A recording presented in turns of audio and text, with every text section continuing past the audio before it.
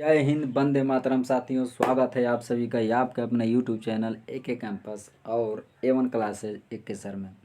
तो दोस्तों, आज हम लोग हिंदी का पहला लेसन स्टार्ट करेंगे। बहुत ही आसान तरीक़ा से, बहुत ही ज़बरदस्त तरीके से एक एक वर्ड को, एक एक लाइन को, एक एक शब्द को बहुत ही आसान भाषा में डिस्कस किया जाएगा इस वीडियो में। तो दोस्तों, अगर आप किसी भी गवर्नमेंट एग्ज़ाम की तैयारी कर रहे हैं तो उसमें जो है पहला टॉपिक जो है हिंदी वर्णमाला तथा विराम चिन्ह का जो है क्वेश्चन जो है बार बार किसी भी गवर्नमेंट एग्ज़ाम में देखने को मिलते हैं। तो चलिए दोस्तों, शुरू करते हैं। पहला अध्याय जो है हिंदी वर्णमाला। हिंदी वर्णमाला और विराम चिन्ह के बारे में इस वीडियो में डिस्कस किया जाएगा दोस्तों। तो दोस्तों, वीडियो के अंत तक बने रहिएगा और वीडियो अच्छा लगे तो वीडियो को लाइक कर दीजिएगा, चैनल को सब्सक्राइब कर दीजिएगा और वीडियो को शेयर कर दीजिएगा और साथ ही साथ कमेंट कर दीजिएगा मित्रों। तो चलिए दोस्तों, शुरू करते हैं। पहला आपका लेसन जो है हिंदी वर्णमाला तथा विराम चिन्ह। चलिए दोस्तों, तो दोस्तों यहाँ पे आप देख सकते हैं कि वर्णमाला एक दृष्टि में हिंदी वर्णमाला जो है 52 वर्ड होते हैं, इसको याद रखिएगा। तो दोस्तों, हिंदी में ध्वनियों, तो दोस्तों ध्वनियों का मतलब वर्ण, यानी कि दोस्तों यहाँ पे याद करिएगा वर्ण और ध्वनि जो है एक ही होता है। तो हिंदी में ध्वनियों यानी वर्ण के प्रकार, तो हिंदी में ध्वनियों यानी वर्ण का कितने प्रकार होंगे दोस्तों? तो 2 प्रकार होंगे, यहाँ पे याद रखिएगा 2 होंगे। कौन कौन होंगे? तो दोस्तों, आपका पहला नंबर हो जाएगा स्वर, आपका दूसरा नंबर हो जाएगा व्यंजन। तो दोस्तों यहाँ पे याद रखिएगा आपका दूसरा नंबर क्या हो जाएगा? व्यंजन। यानी कि हिंदियों में ध्वनि अर्थात वर्ण कितने प्रकार के होंगे साथियों? तो 2 प्रकार के। पहला नंबर स्वर हो जाए और दूसरा नंबर व्यंजन होगा, तो इसको याद रखिएगा। तो सबसे पहले दोस्तों हम लोग डिस्कस करेंगे स्वर के बारे में, उसके बाद अगले वीडियो में हम लोग डिस्कस करेंगे व्यंजन के बारे में। ठीक है ना दोस्तों?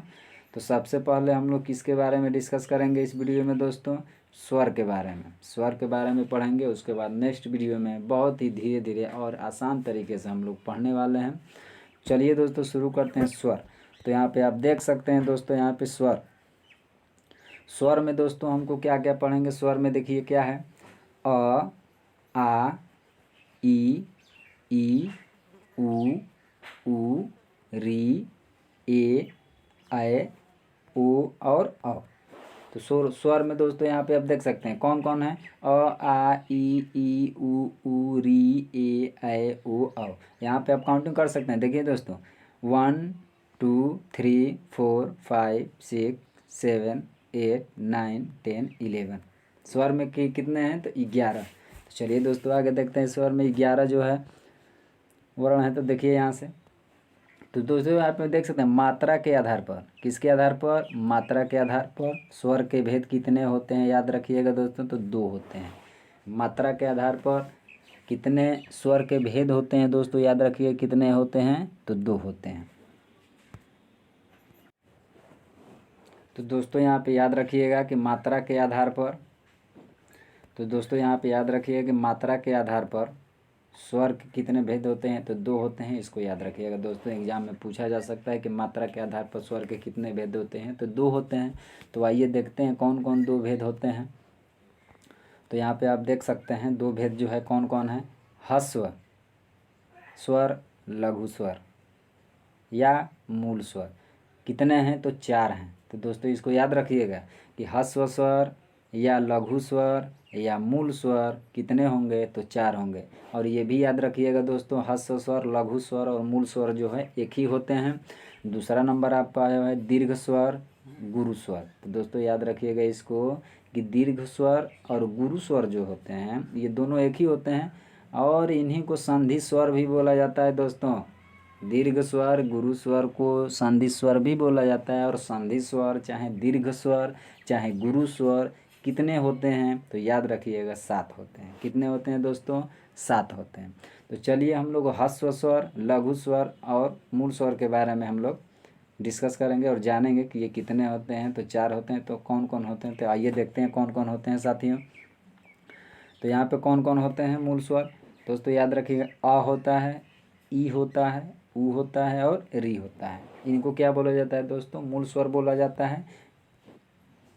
मात्रा उच्चारण काल के आधार पर। तो दोस्तों याद रखिएगा, मूल स्वर को मात्रा और उच्चारण और काल के आधार पर कौन कौन होते हैं मित्रों, यहाँ पे आप देख सकते हैं। तो कौन कौन होते हैं दोस्तों? एक मात्रिक होता है, द्विमात्रिक होता है, यानी एक मात्रा होती है और दो मात्रा होती है। तो आइए देखते हैं यहाँ पे दीर्घ स्वर के बारे में। तो दोस्तों यहाँ पे दीर्घ स्वर जो है दोस्तों, यहाँ पे दीर्घ स्वर जो है गुरु स्वर, दीर्घ स्वर या संधि स्वर 7 होते हैं। तो कौन कौन होते हैं? तो आइए देखते हैं। आ, ई, उ, ए, ऐ, ओ और औ, यानी कि ये संधि स्वर हैं, दीर्घ स्वर हैं, गुरु स्वर हैं। कितने होते हैं मित्रों? तो 7 होते हैं, इसको याद रखिएगा। तो दोस्तों यहाँ पे मात्रा उच्चारण काल के आधार पर कितने होते हैं? तो द्विमात्रिक होते हैं दोस्तों, याद रखिएगा। जो ये कितने होते हैं? तो द्विमात्रिक होते हैं। कौन? तो याद रखिएगा, संधि स्वर, दीर्घ स्वर या गुरु स्वर। चलिए दोस्तों आगे देखते हैं। मूल दीर्घ स्वर, संयुक्त दीर्घ स्वर। तो दोस्तों यहाँ पे मूल दीर्घ स्वर में यहाँ पे आप देख सकते हैं क्या? तो सजातीय संधि स्वर। तो याद रखिएगा, सजातीय संधि स्वर कितना होता है मित्रों? तो 3 होता है। कौन कौन? तो यहाँ पे आप देख सकते हैं। अ और अ मिलकर के क्या हो जाएगा? आ हो जाता है। ई और ई मिलकर ई हो जाता है। ऊ और ऊ मिलकर ऊ हो जाता है। तो यहाँ पे जैसे याद रखिएगा, आ हो जाएगा, बड़ी ई हो जाएगा और बड़ा ऊ हो जाएगा। दोस्तों इसको अच्छे तरीके से याद कर लीजिएगा। सजातीय संधि स्वर कितने होते हैं? तो 3 होते हैं। कौन कौन? तो आ हो जाएगा, बड़ी ई हो जाएगा और बड़ा ऊ हो जाएगा। इसको याद रखिएगा। चलिए आइए यहाँ पे देखते हैं संयुक्त। दोस्तों आइए यहाँ देखते हैं संयुक्त दीर्घ स्वर। संयुक्त दीर्घ स्वर देखते हैं दोस्तों। यहाँ पे विजातीय संधि स्वर, इनको क्या बोले? विजातीय संधि स्वर जो कौन कौन है? ए है, ऐ है, ओ और औ, यानी कि विजातीय संधि स्वर कितने होते हैं मित्रों? तो याद कर लीजिएगा, 4 होते हैं। इसको याद कर लीजिएगा।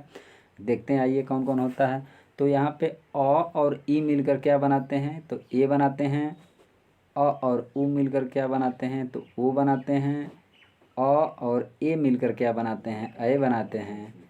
अ और ओ मिलकर क्या बनाते हैं मित्रों? तो औ बनाते हैं। इसको याद रखिएगा। इस प्रकार जो विजातीय संधि स्वर जो होते हैं कितने होते हैं? तो 4 होते हैं। इसको याद रखिएगा।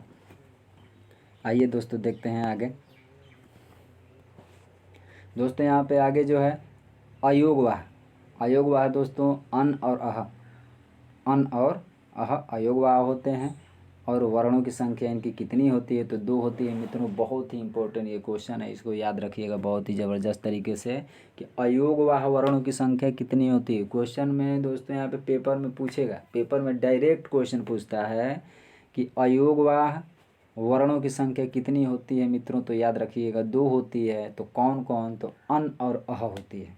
कौन होती है दोस्तों? अन और अह, यानी अयोगवाह वर्णों की संख्या कितनी होगी? तो 2 होगी।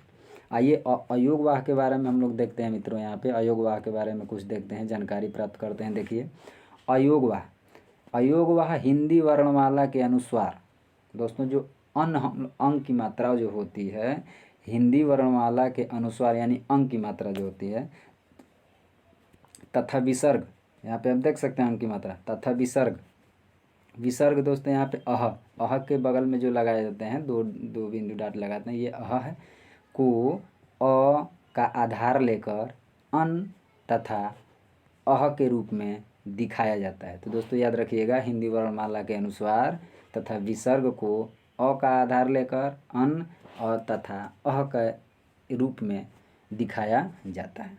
आगे दोस्तों देखते हैं यहाँ पे आगे है कि वस्तुतः ये स्वर ध्वनियाँ तो नहीं है, यानी ये स्वर वस्तुतः ये ध्वनि नहीं है, लेकिन यह परंपरागत ढंग से इन्हें स्वरों में गिनाया जाता है। तो दोस्तों याद रखिएगा बहुत अच्छे तरीके से क्या कि यह परंपरागत ढंग से इन्हें स्वर में गिनाया जाता है, लेकिन वास्तव में ये स्वर ध्वनियाँ नहीं हैं। इसको याद रखिएगा। जिन्हें क्या बोलते हैं? इन्हें अयोगवाह बोलते हैं। तो दोस्तों डायरेक्ट आपको क्वेश्चन पेपर में देखने को मिलेगा कि अयोगवाह वर्णों की संख्या कितनी होती है, तो 2 होती है। इसको याद कर लीजिएगा ज़बरदस्त तरीके से। और वीडियो अच्छा लगे तो वीडियो को अंत तक देखिए, और वीडियो अच्छा लगे तो चैनल को सब्सक्राइब कर लीजिएगा, वीडियो को लाइक कर लीजिएगा, और वीडियो को शेयर और कमेंट दबा कीजिएगा ज़बरदस्त तरीके से दोस्तों। तो आइए देखते हैं दोस्तों आगे। दोस्तों यहाँ पे आगे जो है अनुस्वार और विसर्ग। दोस्तों यहाँ पे आगे जो है क्या है, अनुस्वार और विसर्ग, यानी कि अनुस्वार और विसर्ग दोनों स्वर भी हैं। क्या हैं, तो दोनों स्वर भी हैं और व्यंजन में हैं। तो दोस्तों इसको याद रखिएगा कि अनुस्वार और विसर्ग ये दोनों क्या हैं, स्वर हैं और व्यंजन भी हैं, दोनों हैं, यानी स्वर और व्यंजन दोनों भी हैं। आगे देखते हैं आचार्य किशोरीदास। आचार्य किशोरीदास वाजपेयी इन्हें अयोगवाह कहते हैं। कौन, तो दोस्तों आचार्य किशोरीदास जो है इन्हें क्या कहते हैं, अयोगवाह, जो योग न होने पर साथ रहे। तो दोस्तों याद रखिएगा, जो योग न होने पर भी साथ रहे उन्हें अयोगवाह कहते हैं। दोस्तों याद रखिएगा, अयोगवाह किसे कहते हैं, अयोगवाह वर्णों की संख्या 2 होती है। और अयोगवाह किसे कहेंगे, जो योग न होने पर साथ रहे। दोस्तों आपका फ्रेंड्स जो है, दोस्त जो है अयोग्य है, लेकिन फिर भी वो आपके साथ रहे, यानी कि वो अयोगवाह हो गया। तो इसको बहुत ही अच्छे तरीके से याद कर लीजिएगा ज़बरदस्त तरीके से कि आचार्य किशोरीदास वाजपेयी इन्हें क्या कहते हैं, अयोगवाह कहते हैं। क्यों, यानी जो लोग साथ होने, जो योग न होने पर भी साथ रहें उन्हें क्या बोलते हैं हम लोग दोस्तों, अयोगवाह बोलते हैं। इसको याद कर लीजिएगा। तो दोस्तों अगर वीडियो अच्छी लगी हो तो चैनल को सब्सक्राइब और वीडियो को लाइक और शेयर कर दीजिएगा दोस्तों। तो चलिए दोस्तों मिलते हैं फिर से नेक्स्ट वीडियो में, तब तक के लिए जय हिंद।